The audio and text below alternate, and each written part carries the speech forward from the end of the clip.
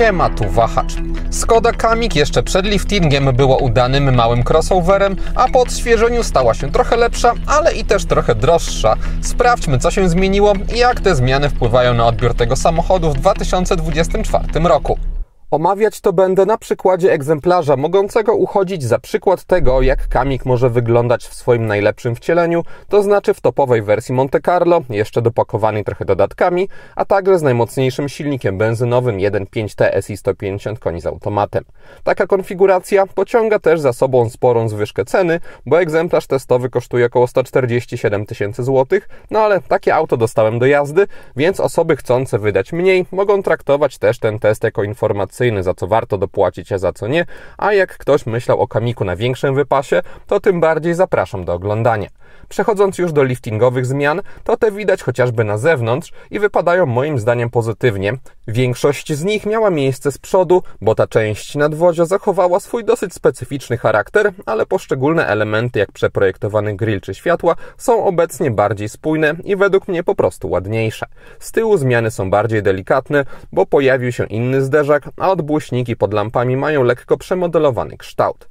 Ogólnie całość robi lepsze wrażenie niż wcześniej, zwłaszcza w odmianie Monte Carlo wprowadzającej ciemne wykończenie grilla czy lusterek, trochę zmienione zderzaki i 17-calowe felgi. Czerwony lakier metalik kosztuje 4700 zł ekstra.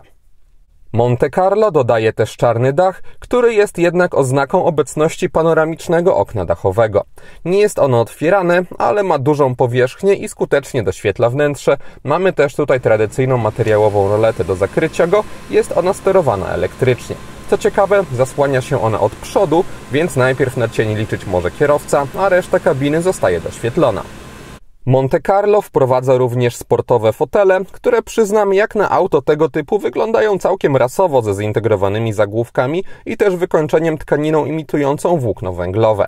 Są one też całkiem wyraźnie wyprofilowane, jak na mój gust oparcie jest nawet trochę za wąskie jak na taki w sumie zwyczajny samochód, ale bez dramatu. Miękkość to już jednak typowo cywilny poziom, nadający się też na dłuższe podróże i gorsze drogi. W kabinie Monte Carlo wprowadza ciemną tonację kolorystyczną urozmaiconą czerwonymi wstawkami i elementami z materiału, znowu imitującego włókno węglowe. Schludnie, przyznam się, to prezentuje, a kabina Kamiqa poliftingowego od przedliftingowego stylistycznie się nie różni. Tak samo jest w kwestii jakościowej, pomijając dodatki Monte Carlo, to w górnych częściach, czy to deski rozdzielczej, czy drzwi w Kamiqu mamy miękkie tworzywa, o niesztampowej fakturze bardzo przyjemnie się prezentującej. Miękko jest też na podłokietnikach, za to twardo jest na uchwytach. Tutaj mamy taki tandetny plastik połyskujący. Najgorsze to moim zdaniem, jeśli chodzi o taki element 1, robi wrażenie estetyczne w tej kabinie. W niższych częściach kokpitu też mamy twarde materiały, ale one już nie rażą w oczy. Podoba mi się to, że nie ma tutaj zbyt wiele fortepianowej czerni, więc nie będzie się miało za bardzo co brudzić. Pod kątem spasowania to jakieś pojedyncze trzaski można wygenerować tutaj naciskając, ale podczas jazdy już żadnych problemów nie było, więc solidny poziom jest utrzymany. Duże zmiany zaszły za to w cenniku Kamiqa, bo Skoda na wzór swoich zupełnie nowych modeli uprościła go. Obecnie mamy 3 półki wyposażeniowe zamiast 4, które niejako miksują to, co było wcześniej.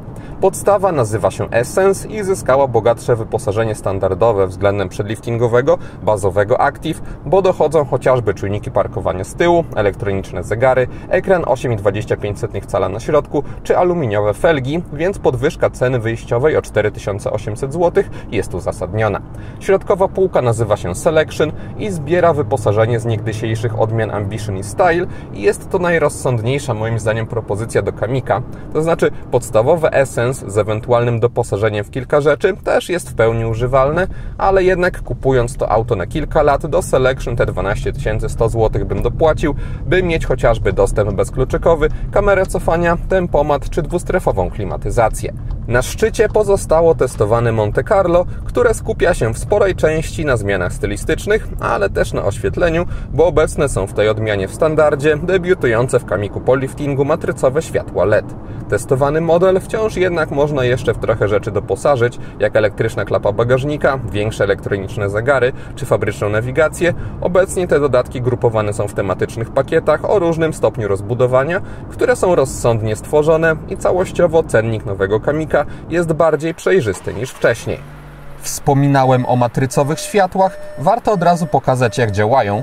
Ich zadaniem jest pionowo wygaszanie fragmentów wiązki w taki sposób, aby nie oślepiać innych kierowców, a zarazem maksymalizować doświetlanie pozostałego obszaru drogi. W Kamiku Skoda przeszczepiła technologię ze swoich innych modeli i mówię to w kategoriach komplementu, bo zastosowane LEDy mają całkiem sporą ilość stref, a co za tym idzie dobrą precyzję tworzenia świetlnego tunelu i bez problemów podczas jazdy można dostrzec, jak na przykład na zakrętach pracują i się poszczególne sekcje wygaszają i zapalają. Dodatkowo komputer zachowawczo podchodził do wykrywania innych pojazdów, to znaczy szybko tworzył świetlny tunel, gdy jakieś źródło światła pojawiło się w polu widzenia, nawet na dłuższych prostych, zatem nie musiałem specjalnie pilnować działania LEDów. Dodając do tego dużą moc świecenia, dostaje się rozwiązanie, które przydaje się po zmroku i jeżdżąc często w nieoświetlonym terenie, warto mieć je na pokładzie. Przód Kamika może trochę się zmienił, ale pomysł na światło pozostał taki jak wcześniej, co oznacza ich rozdzielenie, gdzie na górze mamy segmenty do jazdy dziennej połączone z dynamicznymi kierunkowskazami, a na dole światła główne, one są trochę mniej smukłe niż wcześniej. Wszędzie na froncie są LEDy, tak samo jak w kierunkowskazach w bocznych lusterkach. Z tyłu też producent nie modyfikował specjalnie świateł, mamy tutaj znowu dynamiczne kierunkowskazy i pomimo braku wyraźnych zmian, Kamik moim zdaniem wciąż po zmroku prezentuje się naprawdę dobrze i odpowiednio nowocześnie. Kończąc wątek nocny, w Kamiku w ramach dekoracyjnego oświetlenia mamy trochę rozproszonych źródeł światła na drzwiach, klamki, kieszenie czy też przestrzeni na nogi. To kiepsko jest widoczne w kamerze. Lepiej dostrzec można LEDową listwę na desce rozdzielczej. W jej przypadku można modyfikować kolorystykę, ale w mocno ograniczonym stopniu. Szkoda, że więcej barw tutaj producent nie przygotował. Można sterować jasnością każdej sekcji niezależnie. Instrumenty pokładowe są podświetlone na kolor biały, neutralny i czytelny, więc pod tym kątem nie można się przyczepić, a przez to, że jednak trochę tych dodatkowych źródeł światła tutaj jest, to nie jest w tej kabinie ponuro. Wszystkie przyciski i przełączniki mają swoje podświetlenie.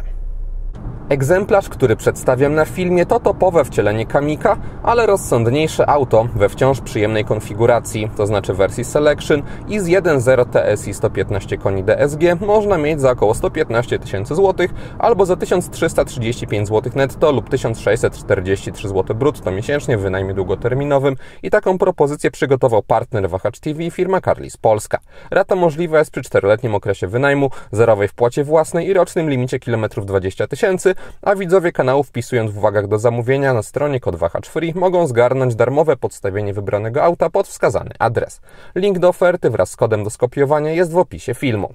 Muszę przyznać, że na podstawie mojego kontaktu z 1.0 TSI 115 koni mechanicznych w przedliftingowym Kamiku albo w innych Skodach, to na ten silnik w pierwszej kolejności patrzyłbym w tym modelu, bo jest on tańszy od 1.5 TSI 150 koni z egzemplarza testowego o 8650 zł i wolałbym te pieniądze zainwestować w lepsze wyposażenie albo w automat do litrowej benzyny.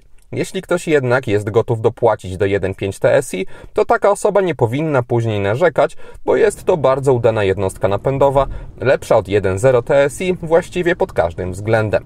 Na przykład kultury pracy, bo chociaż w tym obszarze nie ma już jakiejś przepaści, to jednak 1,5-litrowa benzyna jest konstrukcją czterocylindrową, co przekłada się na jej bardzo kulturalne zachowanie i generalnie nie zwraca się podczas jazdy na dźwięk silnika uwagi. Nie pojawiają się też jakieś dokuczające wibracje, nawet gdy przyspiesza się z obrotów około 1500, a też 1.5 TSI ma dobrą elastyczność i rozsądnie zbiera się z tych niższych obrotów. Aby wyciągnąć maksymalną dynamikę, lepiej jest jednak podbić obroty do okolic chociaż 2-2,5 tysiąca i dzięki charakterystyce DSG nie miałem z tym problemów, bo pomimo tego, że automat preferuje podczas utrzymywania prędkości niskie obroty, to nawet dosyć lekko wciskając gaz można skłonić go do redukcji. Czasami też stara się załatwić przyspieszanie samymi obrotami, ale jest to rozsądnie zaprogramowane i zdecydowanie nie czułem, że skrzynia ogranicza potencjał silnika. Dostajemy też tutaj bardzo dobrą płynność, jedynie przy najniższych prędkościach zdarzało się, że skrzynia lekko szarpała, gdy na przykład w korku zwalniałem do zera, ale tuż przed tym zerem znowu przyspieszałem. Działo się to rzadko i nie zmieniło mojej ogólnej, pozytywnej opinii o DSG, za którą pewnie bym w tym modelu dopłacił, aby bardziej komfortowo podróżować, nawet, tak jak wspominałem, kosztem mocy. Mając jednak te 150 koni mechanicznych do dyspozycji, można liczyć na takie przyspieszenie od 0 do setki.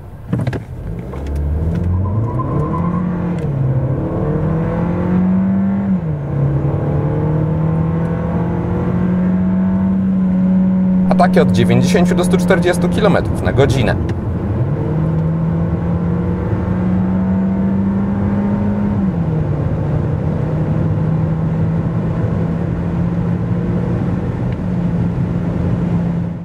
Osiągi są tutaj zatem naprawdę dobre jak na takiego małego crossovera i jeśli ktoś dużo planuje jeździć nim na drogach szybkiego ruchu albo z pokaźnym dodatkowym obciążeniem, to ta większa pula koni mechanicznych na pewno się przyda.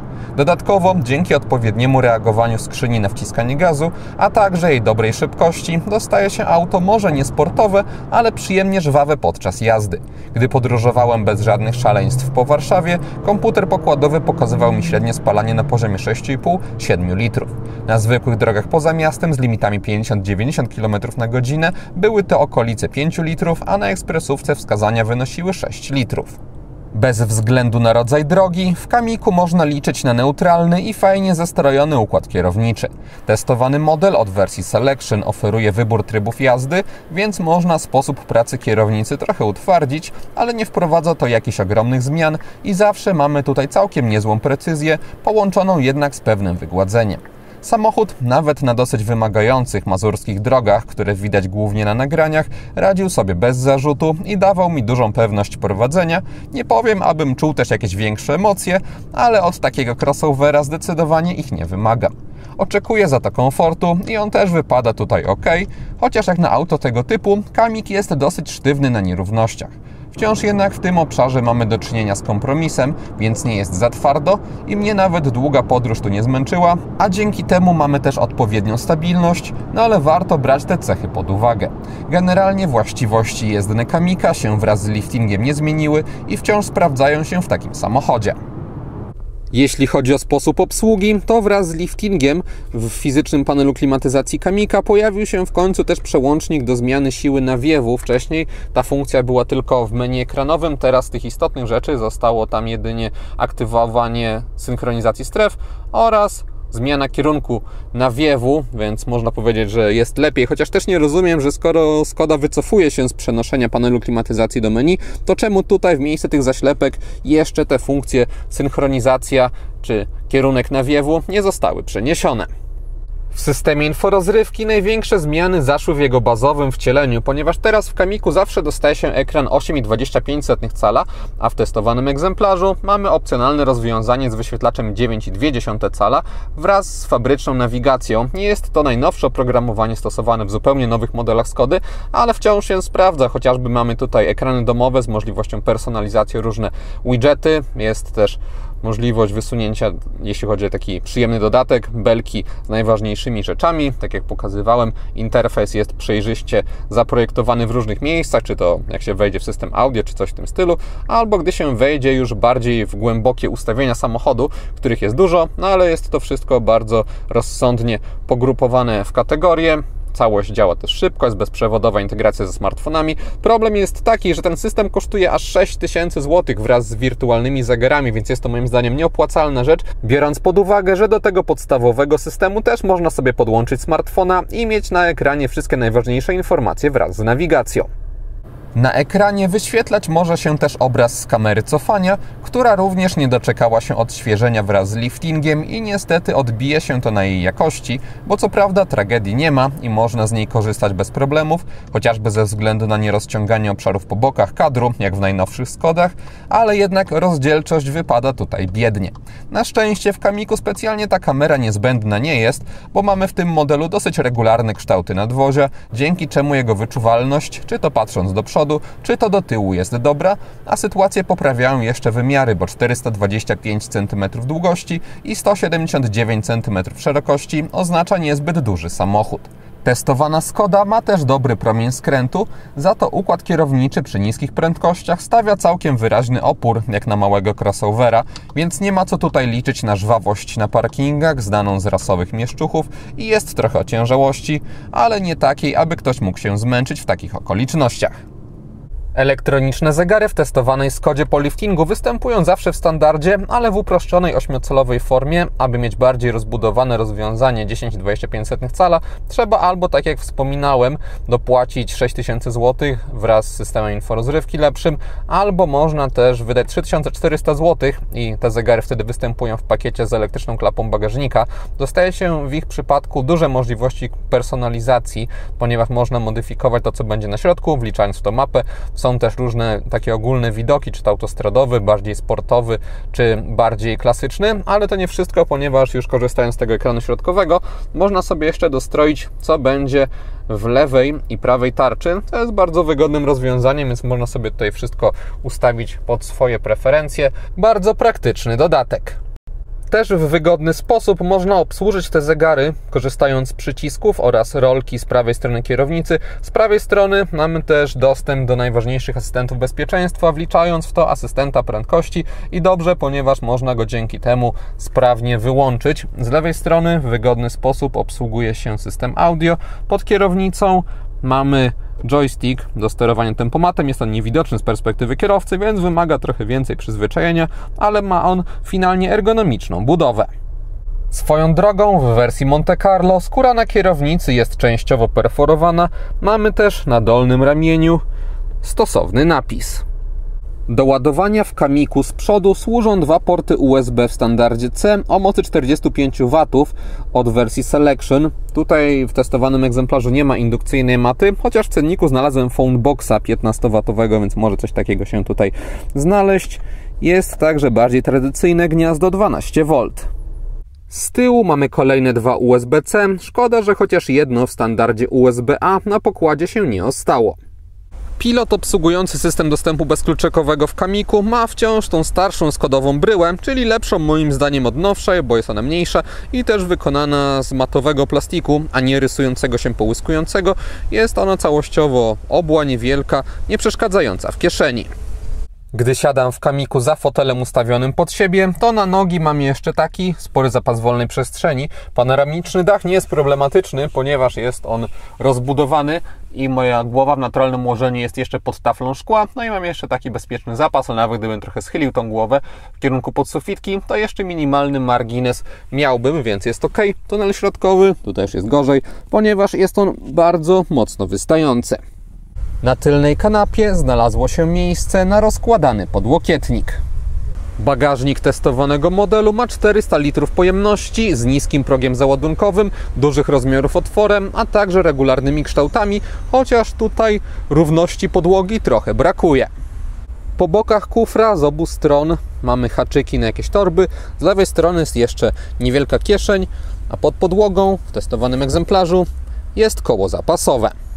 Maksymalne zdolności ładunkowe samochodu to 1395 litrów. Po złożeniu drugiego rzędu siedzeń podłoga ma niestety wysoki uskok. Podsumowując, Skoda Kamiq nie wymagała jakichś dużych zmian i faktycznie twórcy skupili się na poprawkach unowocześniających technologicznie ten model i generalnie modyfikacje wypadają tutaj na plus, zatem jeśli ktoś myślał wcześniej o Kamiqu, to teraz daje on dodatkowe argumenty, aby się nim zainteresować. Tylko w trochę skromniejszej konfiguracji moim zdaniem, bo co prawda autem, które dostałem, jeździło mi się bardzo dobrze, ale jednak jego cena zbyt zahacza już o większe modele, na przykład Karoqa. I to wszystko, co przygotowałem o odświeżonym Kamiqu. Dziękuję za uwagę i mam nadzieję, że jego test się podobał. Jeśli tak było, zachęcam do dania temu filmowi łapki w górę. Będzie mi z tego powodu bardzo miło. Zainteresowanym przypominam o Carlis polskiej ofercie, a jeśli ktoś nie ma, to zapraszam również do subskrypcji kanału, ponieważ kolejne materiały na Wahacz TV pojawią się już wkrótce. Na razie!